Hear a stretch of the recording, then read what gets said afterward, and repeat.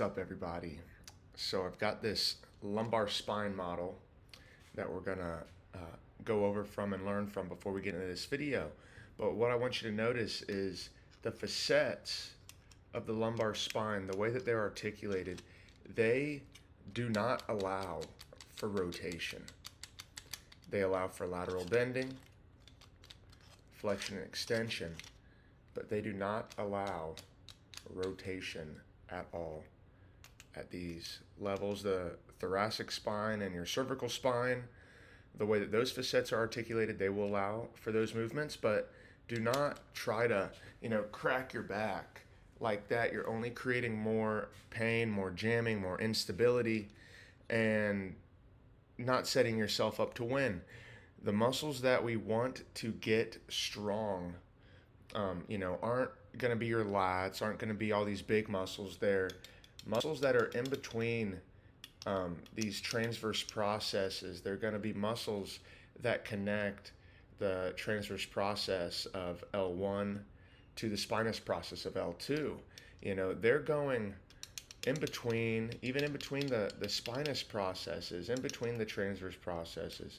And it looks something like the Eiffel Tower. And what these muscles do is stabilize your spine. We have ribs in our thoracic spine that are going to help stabilize our thoracic spine, but we have nothing in between our pelvis and our ribs at our lumbar spine to help stabilize. And so what we want is to get these muscles, these core muscles, very, very tight, the trunk muscles very, very tight, so we can keep our lumbar spine stable to prevent it from excessive rounding or anything when we are called to do tasks in life. A decent amount of low back pain might even be from compression of the spine or facet joint jamming. This video isn't meant to diagnose anything. It's just to give you enough information that might not be out there, and clump it together. We're not going over squat form, deadlift form, anything like that, because those are there's tons of videos out there on that. So go find one. You can ask me what I think. Maybe in the future I'll do one. But we want to do planks, and we want to get, again, certain parts of the body stronger. We want to emphasize certain parts of the body. So something I noticed in planks is a lot of people will do this, and then as we get in, we'll kind of come down like this as we get weaker. What we want to do is create a posterior pelvic tilt by just rounding that lower part of our lumbar spine. And you can even just move it, because this might be kind of difficult for you if you've never done it before. But what we're doing is flexing the very bottom abs, taking pressure off the lower lumbar spine, that place where the sacrum and the lumbar meet, L5S1. And also this is going to potentially straighten your lordotic curve. A lot of people do have hyperlordosis of their lumbar spine and hyperkyphosis of their thoracic spine. So this will help. You will feel tension in the low back, the stretch, but this is something you're going to have to train and get used to. We always want anything, we're thinking of progressive overload. So if we can't do this, for 30 seconds, let's do it for 5, 10 seconds. Keep track, work it up. Even 3 sets of 10 seconds, that's 30 seconds. We're all going to start somewhere, and the whole point is getting better. Now we can do side planks as well. So, when we think of the core, I think that's a poor term. I saw someone describe it as the trunk, and that's much better. You do have a big muscle. It works as a corset almost It's called your transverse abdominis. These are the abs we want strong. When I'm talking about, strength, spinal hygiene, anything like that, I'm not thinking about your lats, your traps. We're talking about these micro, tiny muscles, or in the case of transverse abdominis, big muscles that you can't see, that are going to make you stronger. This is not bodybuilding. And so with the side plank, easy, we all know it. We can always try to, change it a little bit, whether we are going into side plank and rotating over a little bit, maybe putting a little bit more pressure on the front abdominals, maybe rotating a little bit, maybe even doing the pelvic tilt while we do this as well. All of these moves are going to create some type of stimulus, create strength. A big part of our spine is proprioception. We want to be able to feel where we are in space and time, and that's going to give us better a few different things. But really, we want to know, hey, what's tight, what's hurt, what positions bother me, so we can work on them. So this is going to be checking how your back bends when you are doing a hip hinge. We want to keep this dowel straight against our tailbone and our head, and we're just going to bend over, and as long as this stick stays straight on your head and your low back, you're doing good. But when we start bending the back, we can see how that dowel comes off. We can also do it in the front just to make sure we're not cheating while we're hinging. And then we can also do this in a squat to see how our body's moving. Of course, again, if we're squatting and we're bending our back, this is going to come off the plane line. You can do this at a Smith machine, but basically we want to put this bar right about just under where our pant line is, our belt line is, at our pelvis, so we can allow our hips to hinge. When patients have low back pain, I've seen them not be able to do this. They'll bend out their back. They will not bend at the hips. So this is really good to train hinging at the hips, but also see where you're at. We can also increase the pressure on the hamstrings if we move the legs out a little bit. You do have to drive into the feet because you're just going to kind of fall forward. That's why it is a little, probably better to do it at the gym with the Smith machine. So in this move, what we're trying to do is resist the flexion the band's putting us in, or resist the lateral bending that the band is putting this in. I do like,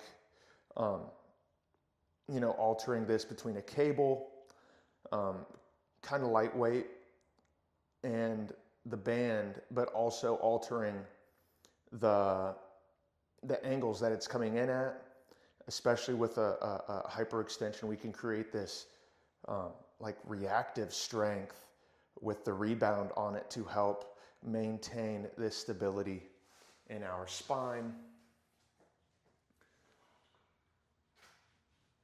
And again, we're not tilting. We want to stay straight. We want to feel our bodies. We want to become stable. I like to come up like this. I do like to do this at a Smith machine or somewhere else, so we can, or even a cable, so we don't have this downward pull. I like it to be a little bit more horizontal, and hell, maybe we can even do this, right? But this is going to pull me laterally. This is going to strengthen those paraspinal muscles. We can even get the legs a little bit lower to brace. And we can even do this posteriorly as well.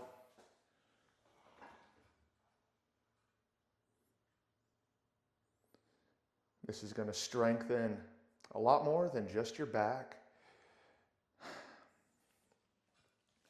So you will need some time. You know, maybe your arms fatigue faster than those back muscles, and maybe you're not ready for these yet, but this is another great move to work on anti-laterality, anti-rotation, and stabilization. Some more anti-rotational moves. You can do these on a cable. You do not need a band. A lot of these moves you can figure out how to do them on a cable. Very easy through YouTube. But we're going to pull it out, keep it as close as you can to your body, because when we extend our arms, that's when we're really going to have that pull that wants to rotate us this way, but we're going to keep it coming against that. And I like to make sure my footing is perpendicular with the band. I don't like to have it rotated like this too much, or even not enough, because then I feel like I have to rotate my trunk more. My job in this exercise is keeping the trunk straight as possible and holding pressure while we breathe through this. That's a big misconception with the spine. It's like, yeah, we want it strong. Yeah, we want it to be flexible as well. But what it's really doing is maintaining pressure and stability through movement. You want, during a squat, you want intra-abdominal pressure, but you also want some degree of intra-abdominal pressure throughout your day, doing nothing, even sitting down. That is going to help stabilize your spine, keep pressure off your disc and off your nerves, and give you a better quality of life. I started doing some of these lateral barbell bends, and gosh, man, they tear you up. So always do these very light weight to start off with. This is, you know, a dowel I got from Home Depot, but we are going to just bend. And this is still without weight. This is a good movement. I do this here all the time. I love having this here. But, you know, imagine, hey, we add a little bit of weight on here, 10 pounds, 20 pounds, 45 pounds. And the biggest thing is we're looking to stabilize with, we want to stabilize our spine, but we're not being all lackadaisical and floozy with it, just hiking our hips out like that. Of course, that's going to bend, but that's going to create damage in other places. We want to bend with our lumbar spine. And what I love about having weight with this is that weight will bring you down a little bit. So these are good moves. I don't really like to rotate with this. The lumbar spine was not meant for rotation. It was meant for lateral bending, flexion, extension. Suitcase walks are great. A lot of people will do them two-handed. I like to do one-handed because we're working on stabilizing this side of our spine so we don't bend over. So this is a great way to create stabilization in your spine. And you don't even have to walk. We can walk in place.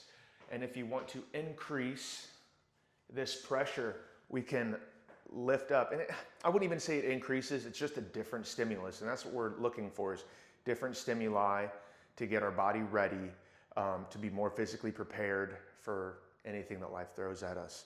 And so again, just like this, and we can stabilize. We always want to switch and do the other side and just keep it moving. See how the body's feeling. Another great move, very practical. It takes time.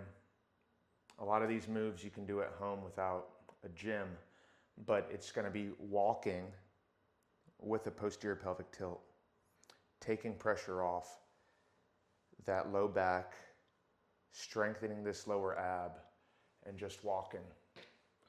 And yeah, I'm walking in place. But walking is going to help a lot of different moves or a lot of different issues. I had horrible chronic right calf tightness. I'm right-legged. No matter what exercise I did, no matter what move, stretch I did, it was not getting better. I one day just walked a mile, 2 miles maybe, a few different days, really exaggerating, pushing off my left leg, and that helped. That's all I needed. So we're doing all of these different moves, giving you as much information as you can, because we want not only that aha moment in your brain, but it can be as simple as walking with a posterior pelvic tilt, getting those abdominals stronger and stretching out those low back paraspinal muscles to take pressure off your spine and help you start healing. So I know we always see people at the gym with a 45-pound, 25-pound plate doing this, getting their abs stronger. That's bogus. When we flex our abs, we're not doing this. Check them out. We're flexing down. Check my abs out. We're contracting them.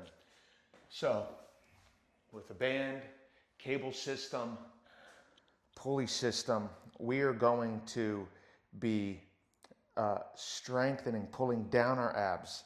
And when you're doing these, we're coming down and we're coming midline. I like to think of my hands. We're not coming like this. You can, but I do like continuous stimulation. So I only like to come sideways, equal, horizontal, and really pull down. We don't want to hike our hip out while we're doing these, because this is a transverse abdominis move. And if you want to, again, change it up a little bit, just rotate a tad, and you can really make this forward facing, hitting that front part of your abs and the sides a little bit more. This stretch specifically, trigger point, is for quadratus lumborum syndrome. Again, I'm not here to diagnose. I don't care if you have this syndrome or not. This is going to help stretch. So what we do is your quadratus lumborum runs just laterally of these round muscles in your spine, right next to your spine. So we're going to grab a lacrosse ball or some type of, thick, hard ball, put it on that muscle, and then we bend the knees to flatten the back, and we'll put the leg up like this to add a little more pressure on that side. You're going to want to hold this for about 1:30 to 2 minutes. There's been a study or two on this move, and it's not like you're getting more returns from holding it for 3 to 5 minutes. I do like holding some stretches like that. And hell, if you feel like it, go for it. But I'll usually run this stretch on someone with tight QLs. 2 or 3 sets of a 1.5 to 2 minute hold, and that will lighten up the tension in that low back. Glute bridges, we all know these, but we can do a few different variations. And again, that's what I point out in the document. We want to be able to do different variations of these exercises. It's very easy to alter the exercises to your needs. So we can do glute bridge holds. You do want to be able to flex the glutes while you do this move. And again, that doesn't mean we're putting a big, huge jamming at that SI joint area. We want it to all lift up at once. Hamstrings are going to be tight as well. We can thrust through these, and then we can also do them single-legged as well. If you need a weight, you can throw a kettlebell on here to do some lifting. I know that weighted hip thrusts are a big deal right now. Never have I ever in any type of powerlifting gym or when I was getting trained done any type of hip thrust over, 40 pounds, 45 pounds on my pelvis. We can mimic those same moves, with a clean and jerk, with a squat or deadlift. The only difference is, with a deadlift, you need a very strong back. You need a very strong core, trunk to lift that weight up. It's not just glutes and hip flexors. Called a Superman. You've probably seen people do them. Again, we're going to do them a little differently. So what we're not going to do is lift our back legs up and our chest up. We're keeping the feet planted to the ground. I do like to drive my toes through the ground when I'm doing these. Sometimes I feel like a better, chain reaction through the posterior chain, but we're going to have the arms back like this. This is going to get the upper thoracic spine, the rhomboids, all the shoulder muscles tight. And then we're just lifting up like this. This is going to strengthen the paraspinals, these muscles back here, all the way up. And if we even have our head up, it's going to strengthen the neck. This is a great move. Again, it's a stabilizer. We want stabilizers strong. We can hold this for 20, 30 seconds, a little bit longer. And let's say it gets a little easier for you. Let's grab 5-pound weights, hold them, and lift up as well. And like I said, we can get these shoulders activated in here as well to really get this whole spine involved. So what I love about the reverse hyper is most people, if they hurt their back, they don't want to bend over. So this puts you in that bent over position just by getting on it, allowing your legs to hang. That's going to decompress the spine a decent amount. And, there's a lot of stuff online. Louis Simmons did this. This is how you fix your back. This is what you need to do. And hey, I'm guilty of it. I've had patients that had no rhyme or reason that needed to be on the reverse hyper. I had them on there and it wasn't exactly helping. We had to pivot and figure out what they could do. So this is a good way to build that threshold of what you need for the reverse hyper. And so we can just hold on like this, let our legs dangle, and we can just work on moving the pelvic tilt. And even if you bend the knees, it does a little bit different movement, the way the weight is. And so this is a great move to be able to do if you do have that low back pain, SI joint pain.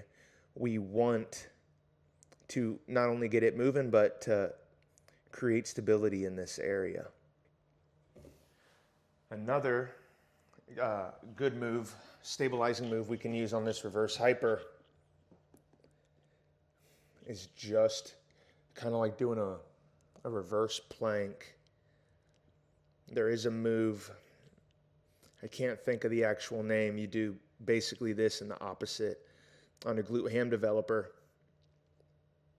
And I love this because it seems to be really focused on low back, but without creating that anterior pelvic tilt hyperlordotic curve. The reverse hyper is always a great thing to have. If you don't have one of these at your gym, you can always jerry-rig your own reverse hyper with, a table with a pillow around this area for your hips. or even using an exercise ball against some type of wedge, or even against on your couch or on a bench. You just want it to be able to stabilize and not roll everywhere. So, you know, what's really good about this is it's going to decompress the spine just by holding on like this, just setting it up. And we can do micro movements just like this, just to get used to this. What we don't want to do is come all the way up and hyperextend our back. A lot of people, you know, we go, oh, more range of motion, better. No, we want it to be like this, maybe a little bit more, and we can even flex the neck to get more spinal, paraspinal recruitment in.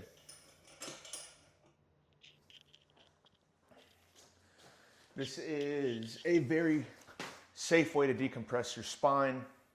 If you don't have an ottoman or something, you can just keep your knees bent. But what I like to do is get my legs up like this. Again, the legs up, knees bent, or a move like this is going to flatten the back out. That's going to take that lordotic curve out. That's going to relax those spinal muscles that might be too tight. And then, if you really want to add a cherry on top, we can throw some weight on the stomach as well. There's a few different studies out there. You can do this for 5 to 20 minutes, and it can add, it can just decompress your spine. I'm not going to say nothing too wild, right? But there are different studies that this can decompress the spine. This is a very easy and safe method to do this. You just need time. You don't need this weight. It's okay. And then something else you can do with this is that posterior pelvic tilt. We can bring that pelvis forward to get these lower ab muscles tight. And even when you're doing these, we can pump them, hold them for 5 seconds real tight, relax them for 10 to 30 seconds, and then do them again. And we can do that for the whole 5, 10, 20 minutes that you decide to do this. These are called butt walks. You do not need to use bands. You probably don't want to use bands because you have weak muscles. Again, everything is progressive overload. When we're doing these, always try everything without weight or minimal weight first. What we're doing with these, very easy, is we're just moving, walking with our butt, and we're going to go forwards, and then we're going to go backwards. We are not gripping with the heels. This is all on our butt bone. And what's really cool about these moves is if you do them enough, I like to go about 6 feet forward, maybe a little bit more, and come backwards. We'll do 3 sets of these. They will get this area of your back pumped like very few exercises will. It's going to get your hip flexors, your quadratus lumborum, your psoas moving, and it's a really cool exercise. Donnie Thompson, I think he said this was a good move for disc herniation, L4, L5, L5S1. Any bodybuilder, or sorry, any power lifter that's still lifting weights, you know, into their 50s or higher, and was putting up thousands of pounds. I like to listen to those guys. They've been through it. They're not spending money every few days to see a chiropractor. They're figuring out ways to help heal their body and decompress their spine after all that load they put on it. So any of these older power lifters that are still lifting, have good gyms, have great totals, and are educating, find them and listen. So we all learn how to do cat-cows, and those are kind of great, but they're too easy and they don't really have everyone's got a different form. So I like to do segmental cat-cows. We're going to think of a line at the nipple line. We're going to think of a line at the belly button. And we're also going to think of a line at the pelvis right around where the belt is. So if we do the nipple line, cat-cow, and then we can do the belly button line, cat-cow. Some people will say, oh, it's a string getting pulled through the belly button. Whatever helps you visualize it more. And then we can do the pelvis.